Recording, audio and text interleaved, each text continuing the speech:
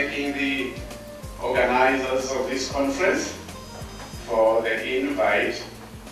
And I would also want to thank them for a job well done in terms of organizing of this conference. I think it's been very well organized.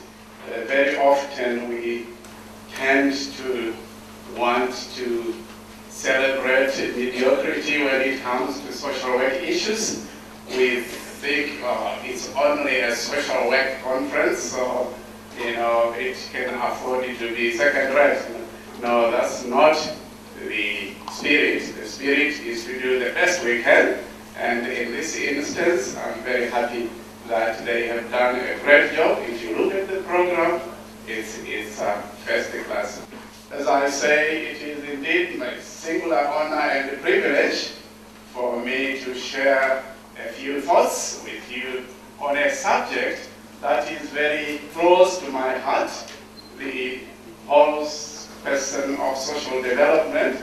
And if you throw in a bit on the issue of poverty, I am very much passionate about that subject.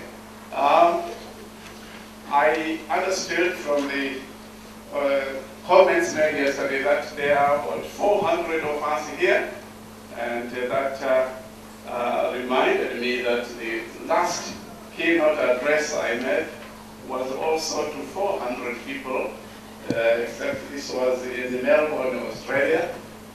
The difference is I was speaking to medical personnel, medical doctors, health personnel, who wanted a social aspect thrown into the work that they were doing. But this morning, I'm very happy because I'm speaking to colleagues.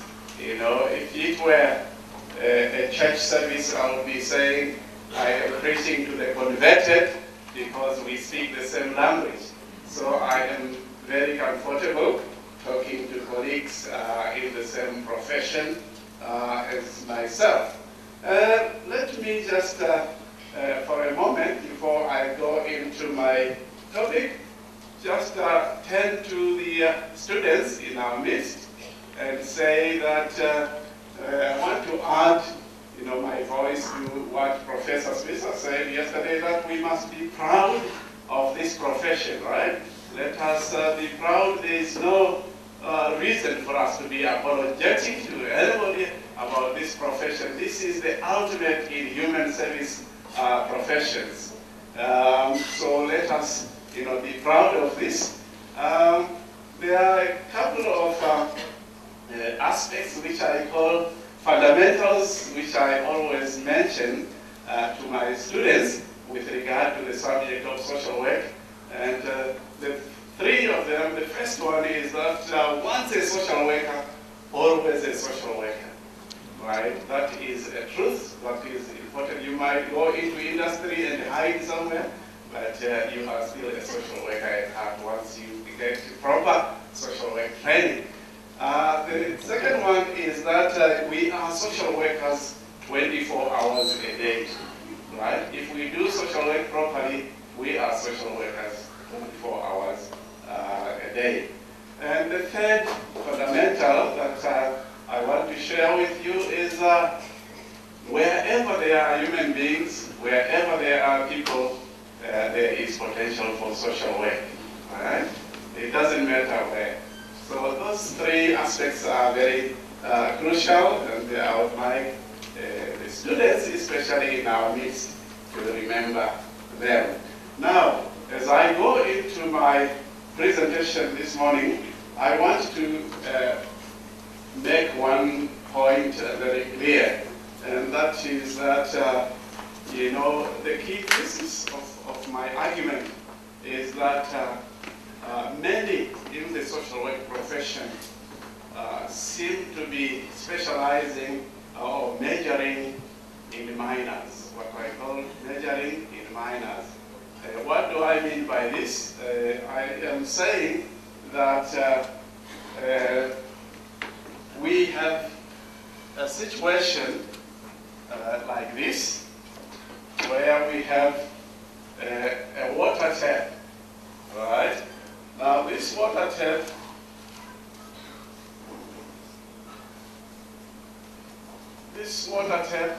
is leaking, okay? And because it's leaking, we specialize in mopping the water. That is, all over here, right? And we don't think in terms of trying to close the tap. The emphasis is on who can mop the best, right? We have introduced all sorts of tactics to mop the water away from the floor, right? Because it's falling onto the floor, and we're busy mopping and mopping. Some are better moppers than others, and the like. And when we ask the question about, can we not think in terms of dealing with the source here? In the majority of instances, people say, well, I don't have, somebody talked of social engineering yesterday, right? We don't have the tools, with which to deal with the source. Others will say, I've not even thought about it. My specialization is just in mopping. So we continue to mop and mop and mop and mop. And this is precisely what is happening, But I'll come back to this issue in the course of the presentation. We are talking this morning about the social development perspective and its potential contribution to poverty reduction in sub-Saharan Africa. And the emphasis is on exploring the role of social work. And we say social work has an important role. And that's why I'm saying to the young people in our midst, let us not hide. This profession is a noble profession. We must walk tall, all right? Let us not behave like the young boy who was very religious, but who wanted to hide his religious affiliation, from others. So when he was asked, what do you believe? He said, well, I believe in what my church believes. What does your church believe? My church believes what I believe. What do you and your church believe? My church and myself believe in the same thing. Now, he was evasive, right? And that's what many young social workers tend to do. They are evasive.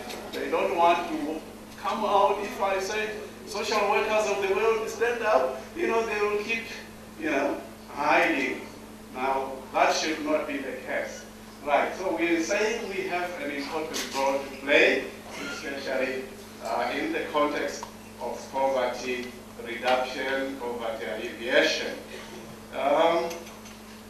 My presentation this morning is structured as follows. We'll initially talk about the state of poverty in sub-Saharan Africa, and then I'll talk about the state of social work in the region. The focus is on sub-Saharan Africa. And of course, I will also take a look at the reality on the ground, and then I will mention a case that might help us understand my argument better there, what I call the river story there. And then I have a case study at the end of it. That's how I have structured this presentation. So walk with me as we tackle each and every one of these sections. Now, the bit about poverty is really essentially saying this is the kind of environment in which social work is operating today, right? I then say, what kind of social work do we have that is operational? I will deal with that aspect. And I want to mention that much of what I will say is based on work that we have been doing on the subject of social development and social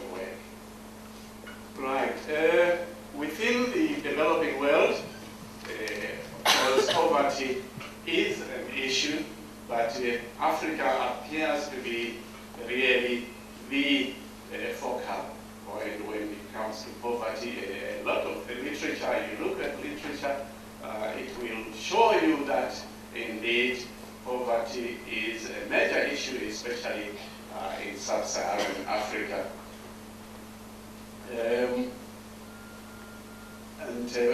One UN agency said poverty in Africa, particularly in this region, is pervasive, intensive, chronic, and it's also gender-based. Those are key aspects. The Guardian newspaper in 2011 said this continent has 1 billion people, and it said of that number, 910 million reside in sub-Saharan Africa. So we are talking here of a huge piece of land which looks at the Horn of Africa, which looks at West Africa, Central Africa, the Great Lakes region, Southern Africa, Southern East Africa. It's a huge, huge region, and that region has 910 million people in all. Now, sub-Saharan Africa ranks very low in many of the indices. If you look at those indices there, you will see that it is lowest among the developing world. If you look at South America, if you look at Asia, then compare with Africa, you see that Africa indeed is lagging far behind. And I give some statistics there. Around 80% of the countries of the world with high population growth rate, low income, low literacy, and low life expectancy are all found in sub-Saharan Africa. And the region, of course, still lags behind in many other respects, particularly with regard to reduction of poverty. If we look at things from the perspective of the MDGs, and by some accounts, poverty in this region is actually worsening. I saw some literature which was saying, no, things are improving, but much of the literature says no, the situation is actually worsening, particularly given that most of these countries are not going to reach their goals in terms of the MDGs. Now, in 2008, about 47% of the population in the region, that's a huge number. They were living at, were on $1.25 per day, which is very low indeed. And we also have, this region has the distinction of having a country which is the second poorest in the world, which is the DRC. And if you look at the DRC, for instance, it has enormous resources, and yet, it's the second poorest. Now, what are some of the causes of poverty in the sub-Saharan African region? And there is lots and lots of issues that we can talk about in this regard. And one of them is issues around deforestation, desertification, soil erosion. This leads to problems such as poor agricultural yield and so on. And drought is an issue. In some parts of the region, there's a problem of flooding. Some literature suggests that, in terms of industrial fumes and things like that, this region produces only 4%, and yet it is suffering, the consequences of these problems. The Americans and all those countries, the Chinese and so on, they produce lots of these, and yet, Africa is suffering on their behalf, if you like, which is sad. And then there is also, of course, the problem of corruption, which is really endemic on the continent. So resources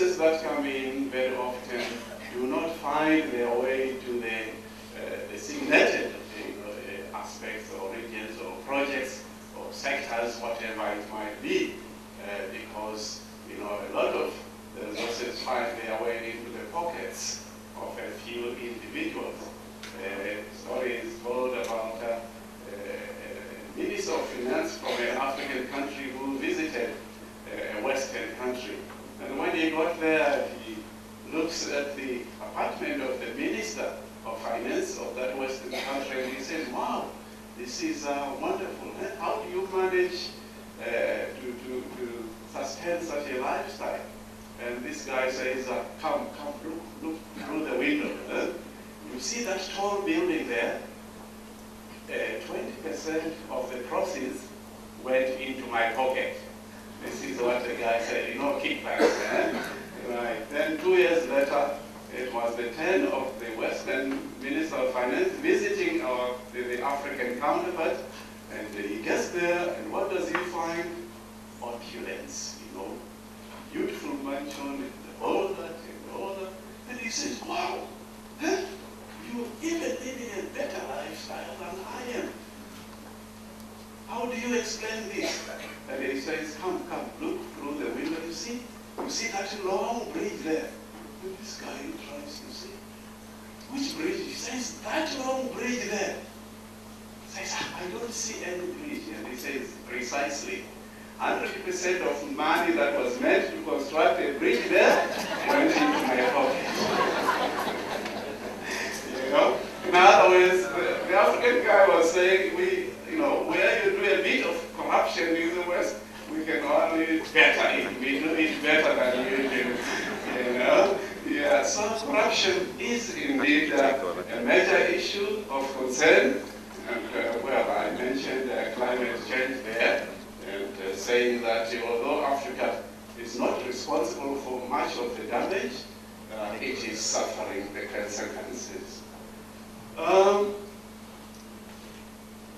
Human-induced factors and natural disasters also, are to blame. So a lot of the poverty is either human-induced or natural-induced, if you like. And the human-induced factors, often, and also sometimes the natural factors, they induce forced migration.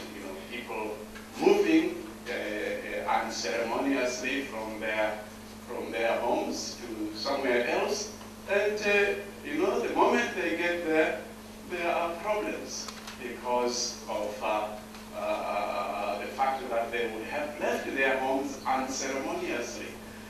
Exactly 4 weeks ago, I was in the biggest refugee camp in the world. It's called Dadaab, and it's based in Kenya towards the border with Somalia. I was doing some evaluation there for the United Nations. They have projects in that camp, and they wanted those projects evaluated. And it's a sad story, getting there, and wherever I went, I had to be escorted by 3 armed soldiers, If there were only 2, I was not allowed to go out. And when I was conducting the interviews, one was taken position there, another there, another there. And the reason being, the disturbances that are happening there with some militias and the like. But, I talked to lots of people, and some of these people I spoke to were people who had been doing extremely well back home. But when they ran away, they left everything behind. And so they were, forced into poverty. They are now poor, they have nothing, to their name. They don't know what happened to their homes, and so on. And so, creation of either internally displaced people, what we call IDPs, or, situations where you have, people crossing borders into another country, and we call them asylum seekers who become refugees. And these people, become poor overnight. Years ago, I did another study, and I found a CEO of oil company from Venezuela. He had come to Angola on business, and during lunchtime, he decided to take a walk. And when he was taking a walk, he saw everybody was running away, and he ran with everybody. And that's how he went into exile, And trying to convince the authorities of who he is, took time, the bureaucracy leprosy is terrible. And he was sitting, languishing there in the camp as a refugee, when in fact, this was a man who was CEO of an organization. They said, well, we will screen you, we will find out what exactly, you have to await your turn, and so on. So what I'm saying here is, situations like this create refugees and social workers, are then expected to come in and assist in situations like that. It's not easy. One day I was at Nairobi and I saw lots of clothes that were on the line. I said, this is an airport, what's happening here? And then I went into the airport, I sat down next to somebody who was crying. This young lady was crying. And I was waiting for a connecting flight, and I eventually gathered enough courage to say to her, well, what's happening? What is your problem? And she said, this morning I woke up in Rwanda.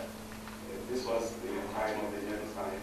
I woke up and I delivered my 3-year-old at preschool, and then I took my 6-year-old to school, and then after that I was driving to my workplace, an NGO, and there I met lorries, UN lorries that were ferrying people, trying to get people away as far as possible, and she found herself in Nairobi, and she was sitting there and saying to me, now I'm sitting here, I don't know where my 3-year-old is back home, I don't know where my 6-year-old is, I don't know where my husband is, because the husband went across town. I mean, I'm just giving you a picture here of situations that social workers have to deal with if they're doing their job properly. Unfortunately, in the majority of cases in camps, you don't find any social workers operating there. Right. This quotation there in red says, it's about the current Sudan thing, and it's saying that there are mass and extrajudicial killings and forced disappearances, sexual violence. So all these issues are associated with refugees. Of course, our industries are also sometimes to blame, and you end up with sharks and the like. Then the cultural practices sometimes are to blame for some of the problems that we have in terms of poverty. Deforestation, I've mentioned that, and electricity deficit, which results in cutting down of trees and things like that. HIV/AIDS is also a major issue.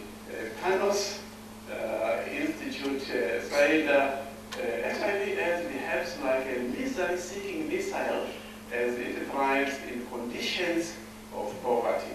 So all I am saying, brothers and sisters, is that poverty is a reality, especially in sub-Saharan Africa. It is indeed reality. What measures, what initiatives have been put in place? There are a number. One of them is that World Summit. I'm just focusing here on global efforts and maybe a bit of regional efforts, but local efforts, each country is doing its own thing. But I'm just mentioning the key initiatives with the World Summit that we know about, and then a few years later there was a progress review of that summit, and all these were talking about poverty. And then Millennium Declaration also focused on poverty. One of the 8, as focuses on poverty. The World Summit, which was nearer home, the one that was held in Johannesburg, and the new partnership, Nepal, was also focusing on poverty. So all said, you know, the statement at the bottom there says it is in this kind of socioeconomic, political environment that social work profession is obliged to operate. Now, what is the state of social work in this region? It's a young profession, as we all know, and which came from the Western world, and you know, it has focused on a remedial approach, and the remedial social work approach seeks to provide remedies to social problems that once they have occurred, and that is the essence of this approach. A few years ago, in 1992, you know, I saw this advert which I thought was amusing. Wanted a social worker, qualification, a retired school teacher or a retired nurse. So this has been the thinking, this has been the focus in the majority of cases, because the profession is young, because people out there don't know much about us. This is why I'm saying stand up and be counted, social worker. So, you know, we have to put ourselves on the world map. You know, we can't afford to let other people do it for us, right? So, in many countries, this is still the thinking. You know, we sort of saying to people, we are a profession, you know? So we have to prove our worth, right? Now the thing with the kind of social work that we are dealing with at the moment is that it is reactive and it offers only temporary relief. You know, we're talking of a social work that focuses on giving of handouts, particularly in the context of HIV and AIDS. You know, giving of handouts, that sort of thing. So we have to be careful that we, you know, don't get caught up in that kind of situation. We need to think outside the box, go beyond giving of handouts, and that's where social development comes in. I'll talk a bit about that in a moment. You know, it says here the remedial approach focuses on crisis of urban destitution and maladjustment. You know, it's kind of limited, you know, the way that it does things, particularly with regard to poverty alleviation, all right? I'm not saying we should completely discard it, and even the critics, you know, they're not saying we should completely discard this approach, but we are saying it should not be our major focus, really. Now, of course, in the majority of cases, you know, the kind of social work you have is informed by the institutions that teach social work, right? So that is a critical issue. In other words, when we talk of social development, my argument is generally it should start in the classroom. You know, that's where we should begin to teach students about that, and then move on to practice. Although, of course, in some instances, even practice will inform education. You know, that is fine. So the consensus is that you know, the remedial approach lacks you know, relevance. It needs to be revisited, and the body, which was an umbrella body elsewhere, which was the umbrella body for social work in Africa, you know, it was disbanded some years ago, that when it was operational, it made a very fundamental statement. African social work must proceed from remedial social work, foreign by nature and approach, to a more dynamic and more widespread preventive and rehabilitative action, which identifies itself with African culture in particular and with socioeconomic policies of Africa in general. You know, in other words, the focus should be on ways of dealing with poverty greatest enemy, right? Enemy number one for the African continent.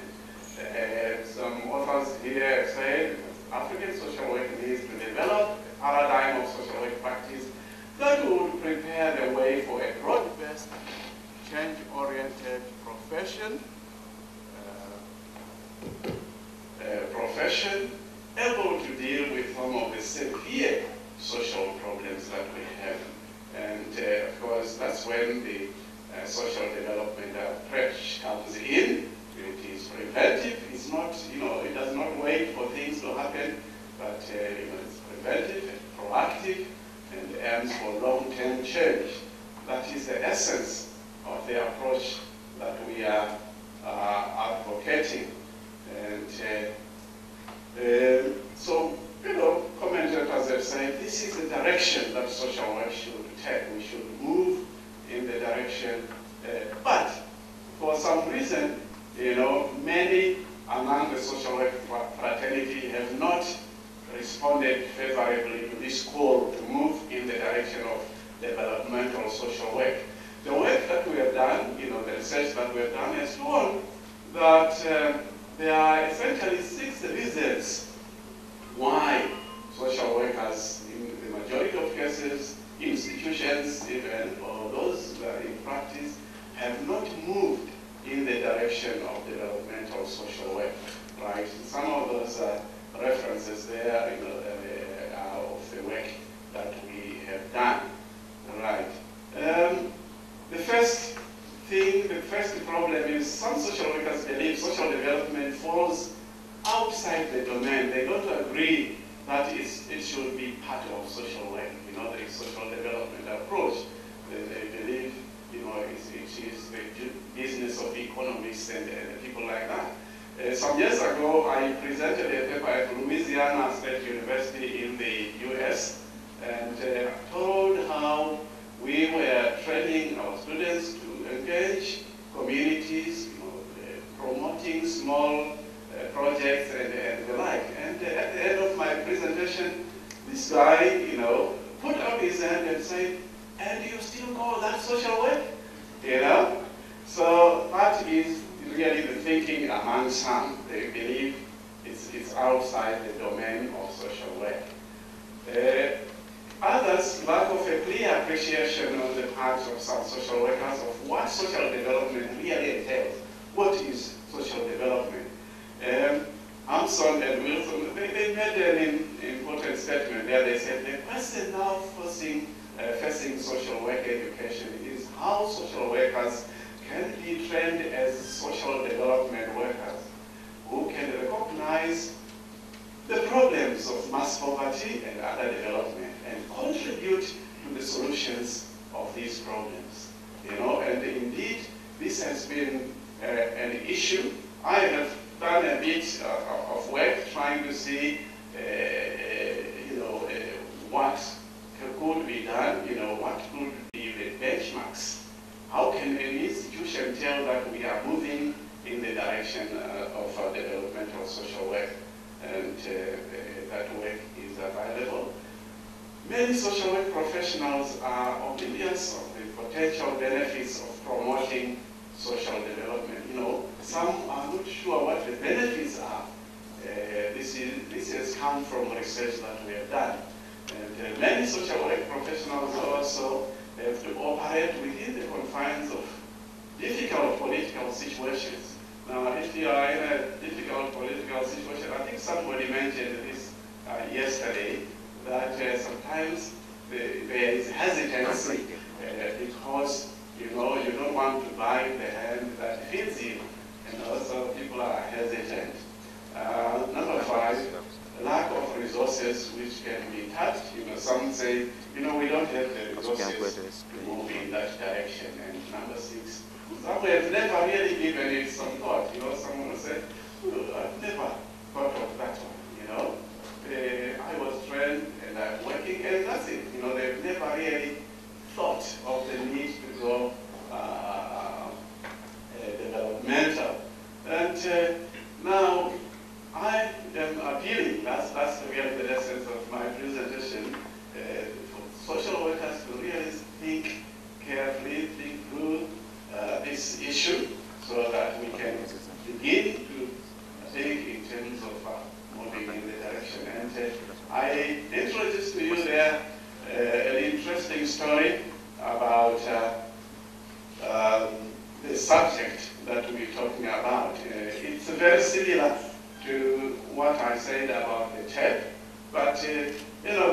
gentleman, Alinsky, he talked about a man.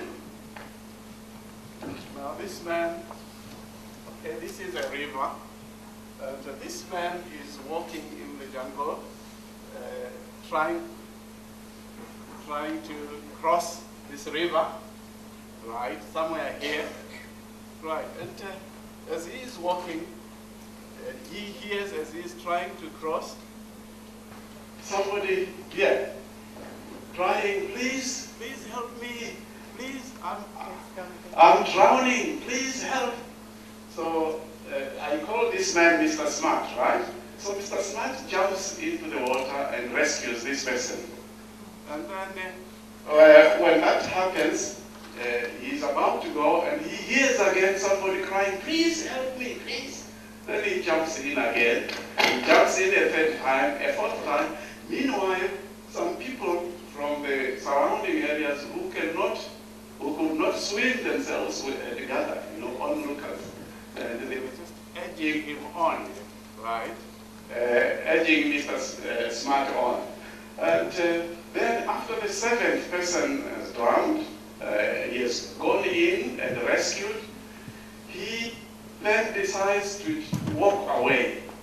And the onlookers say to him, Mr. Smart, another person is drowning. And essentially, this is the difference we have between remedial social work, where we are giving handouts to people, right? With very little empowerment going on, we're jumping in, when they have a problem, we give them something, and that goes on as social workers. But we are arguing that social development is like dealing with the source of the problem here. We are empowering people, you are giving them capacity to do things, and so on. And that should be the focus, really, of social work. Going beyond simply focusing on giving of handouts. And yet, unfortunately, this is really what we are doing, or what many of us are doing. Traditional social work predicated on the remedial approach is consistent with efforts at rescuing drowning people. What would happen if you, Mr. Smart, had continued jumping in?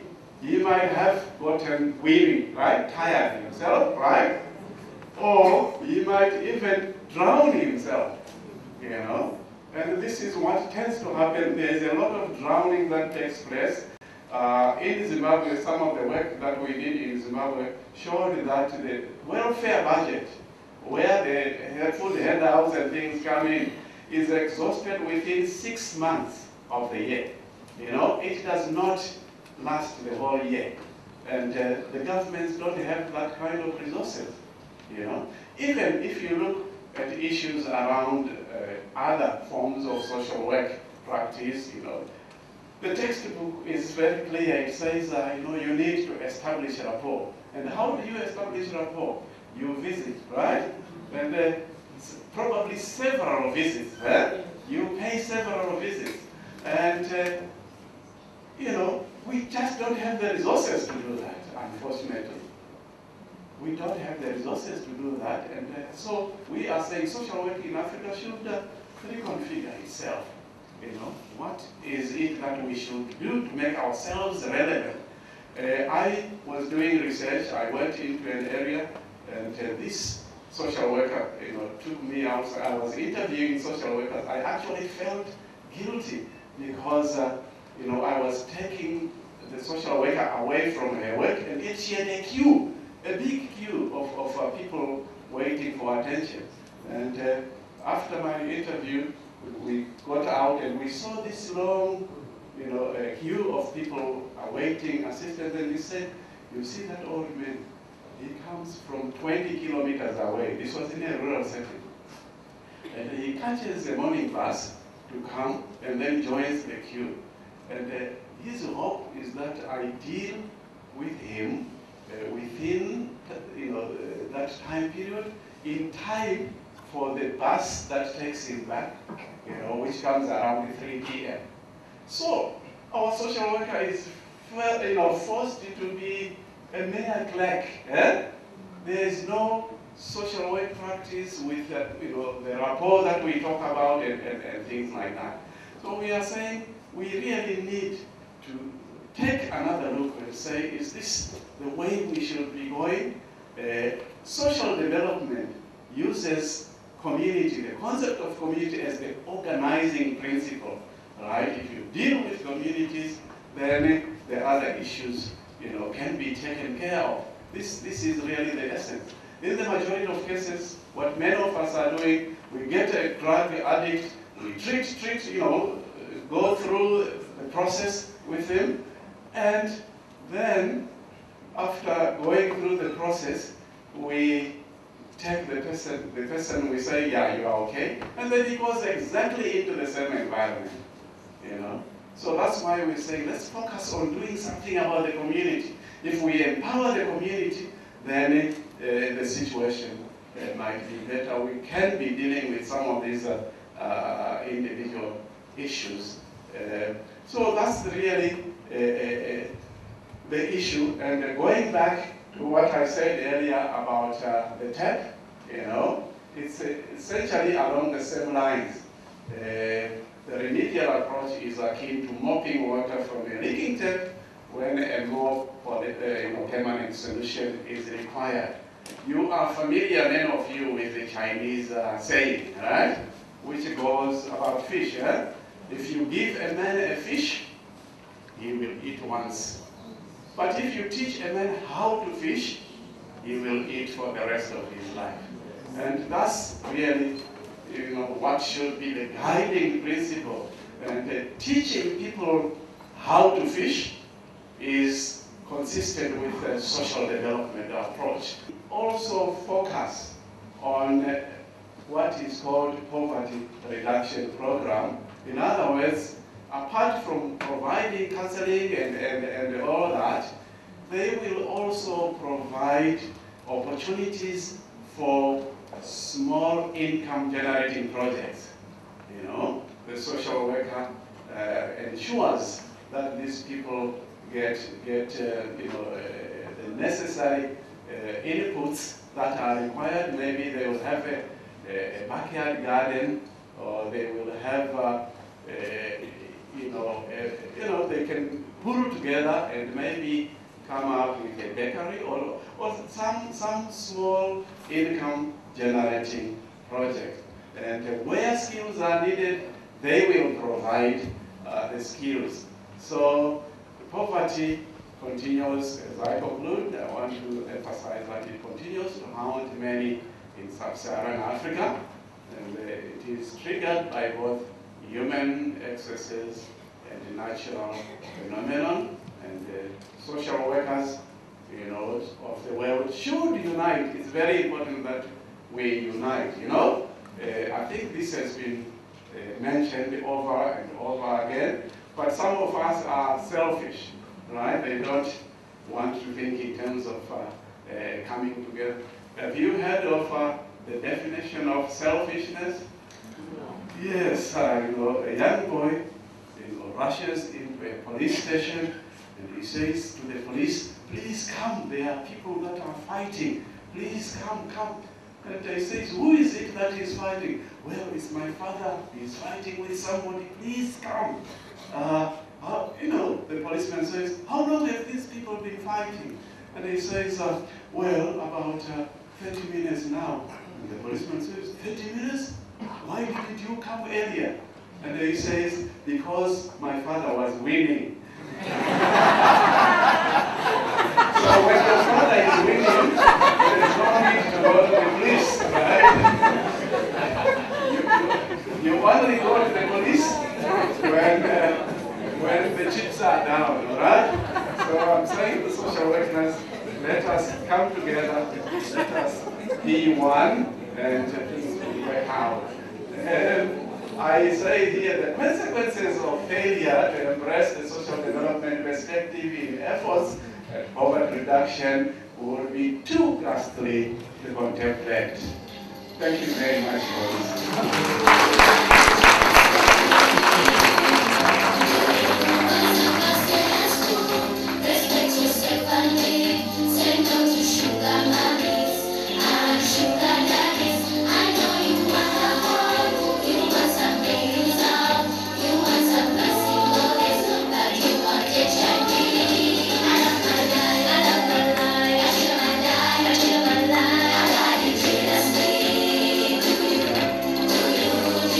reflect you like